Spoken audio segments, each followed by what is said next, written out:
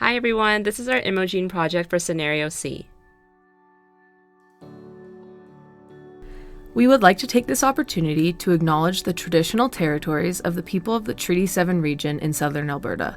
The City of Calgary is also home to the Métis Nation of Alberta, Districts 5 and 6. Hi, I'm Maggie. I'm Marissa. I'm Alina. I'm Ryan. I'm Hoda. I'm Esther.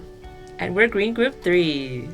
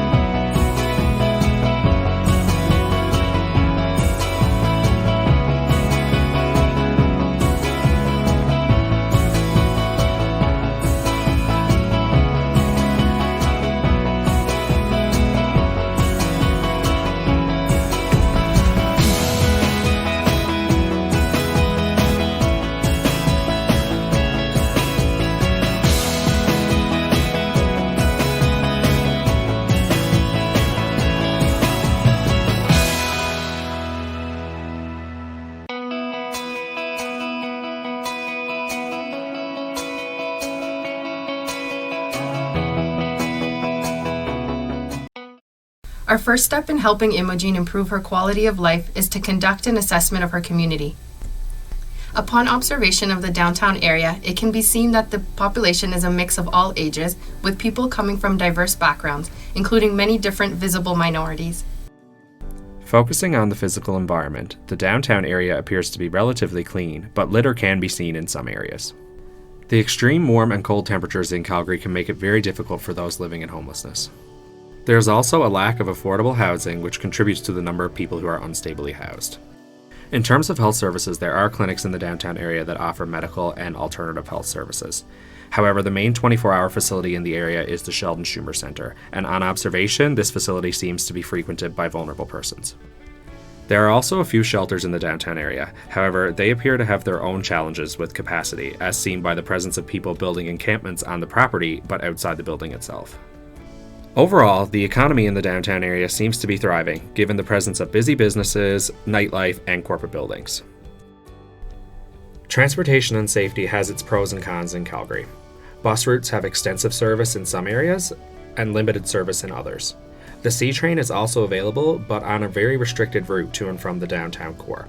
Unfortunately, public transportation does come at a cost that may not be affordable to those living in poverty. Calgary as a municipality has a municipal government, with City Hall located in the downtown area, and its own police, fire, and EMS services. There are also a variety of educational institutions and libraries, but a noticeable lack of community centers in the downtown core. In order to better understand the diverse experiences of sex workers in the community, we conducted a focus group. This assessment looked into potential barriers when accessing health services, any personal coping practices, and social support networks. Here are some thoughts from the focus group we conducted. It has been challenging as I have seen many obstacles and faced stigma related to my work that prevented me from getting timely care. I still communicate with my family and they are supportive of what I do.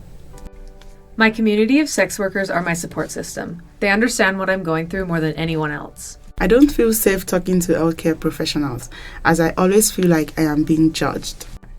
It doesn't matter to me if I disclose my line of work. Drugs and alcohol help me cope. I'd rather self-medicate with over-the-counter medication than go to the hospital for pain. I've come across doctors and nurses that actually cared and listened. After reaching out to a key informant, we met with a woman whose passion for working with sex workers stems from the complexity of their situation and the concurrent rates with poverty, homelessness, and stigma. She explained that she has worked with sex workers varying in age from 18 to 35, that includes cisgender women and men, transgender individuals, non-binary people, people of varying racial backgrounds, refugees, and many more. Poverty, homelessness, and a desire to have financial capability were, in her opinion, the most common reasons that people become involved in this industry. Interestingly, she did note that not all experiences with sex work are negative, because some individuals pursue sex work for positive reasons. Sex work is work after all. Some of the most significant challenges faced by these people are violence and exploitation, homelessness, stigma, substance use, a lack of access to appropriate health care, and poverty. And this highlights the need for affordable housing, accessible and appropriate healthcare, and specialized harm reduction programming. In conducting a SWOT analysis, we were able to identify the strengths, weaknesses, opportunities, and threats of the community of focus. This provides an understanding of the unique challenges faced by sex workers and for developing targeted support. The SWOT analysis highlights the significance of creating inclusive and supportive spaces for sex workers to share their experiences and needs, aiming to foster respect and actionable support initiatives. From the community assessment, we discovered 3 socioeconomic determinants of health that we would target to further assist IMOGENE. From the CEDOs and the assessment, we have determined the following diagnoses. Our first diagnosis is social isolation related to occupational stigma, as evidenced by a lack of community support networks, abusive relationships, and self-reported substance use. Next, we have poor health practices related to knowledge deficits and a lack of resources, as evidenced by a continued engagement in the high-risk behaviors and a desire to get off the streets but not knowing how to proceed. Lastly, we have lowered health status related to lack of utilization of health services, as evidenced by feelings of judgment from healthcare workers, self-medication, and abuse of substances, as well as a lack of transportation to and from clinics. Armed with these diagnoses, we created a plan of action. With our goals, we wanted to improve social supports, self-advocacy, and access to healthcare while decreasing barriers and stigma. With these goals in mind, we identified 2 evidence-informed interventions to help IMOGENE and our friends. Our first intervention are sex work-specific focus groups aimed at working with the current community to develop a safe space for sex workers where they can gather, receive support, share their experiences, and receive resources to empower and improve their health. Due to the stigma surrounding this occupation, sex workers often experience social marginalization, and this can result in a lack of social support networks.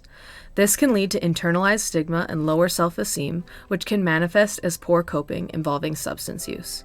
There also seems to be a knowledge deficit surrounding health promotion and community support available to sex workers. Our goal is to facilitate the creation and delivery of these programs in collaboration with sex workers. We want to use peer education and connection to reach the stigmatized and hidden populations that are less comfortable reaching out to outsider groups. We also want to increase community involvement to reduce social stigma and increase personal health promotion knowledge. Specifically, our intervention will include the following components. We'll create a safe and supportive environment where they can develop better personal health practices and coping skills. We will organize with local communities and establish partnerships to create a suitable and safe space that is welcoming for any woman in need. The support group meetings will also have an educational session to deliver information surrounding health topics, legal rights, and mental health support. The initiative surrounding the intervention is to involve the sex workers to develop programs based on their prerogatives and how they want it delivered. By providing a safe space for them to share their lived experiences, they are involved in the creation and delivery of the programs to sustain the long-lasting intervention. To help facilitate these conversations, introduction of a mentorship program would be beneficial, as bringing in individuals with their success stories from similar situations can address these vulnerabilities.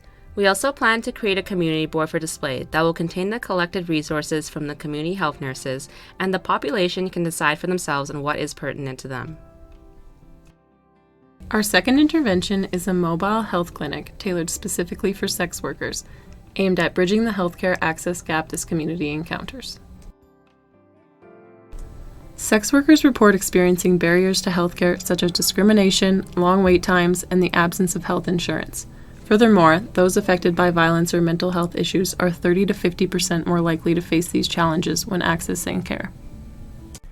There is a pressing need for healthcare reform that emphasizes inclusivity and non-judgmental care. A great example of this approach is the Mobile Access Project in Vancouver, which is a mobile van that provides emergency medical aid, counseling, contraceptives, and a safe space for street-based sex workers. The success of this program highlights the potential benefits of such services in enhancing the safety and well-being of sex workers.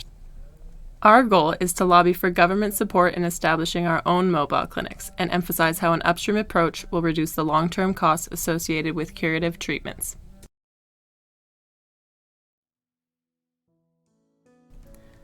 The mobile clinic will address barriers to care by employing healthcare professionals trained in the unique needs of this population.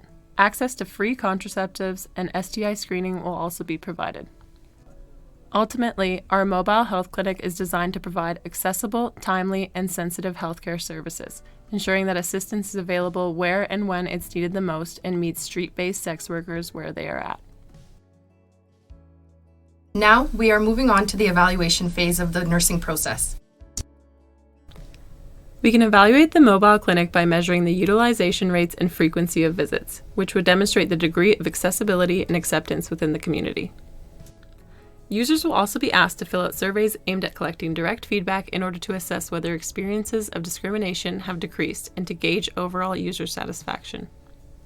We can evaluate the sex workers support group by measuring the participation and utilization of the services, which would demonstrate an increase in access to support networks. Women in this population could also come back to be involved in volunteering with these programs. This would highlight how the interventions were meaningful to them. The use of focus groups and surveys will help us continue to revise these services to increase their impact and success. Here is some feedback that we have received so far. The mentorship program has been a game changer for me. Hearing success stories from others who have been in similar situations has given me hope for my own future. I used to dread going to the clinic because of the stares I would get. At the mobile clinic, I feel respected and relieved I can access care without feeling ashamed. Accessing contraception used to be a challenge for me, but now I can get it for free right here. It's a weight off my shoulders knowing I can take control of my own reproductive health. I used to feel so isolated and alone, but now I have a community of people who truly understand what I'm going through. The educational sessions have been incredibly helpful. I've learned so much about my legal rights as a sex worker and how to prioritize my health. The staff here really understand our needs. They are very thorough and I never feel rushed. Getting tested for STIs was something I never had the courage to do, and I didn't know where to go to get this done.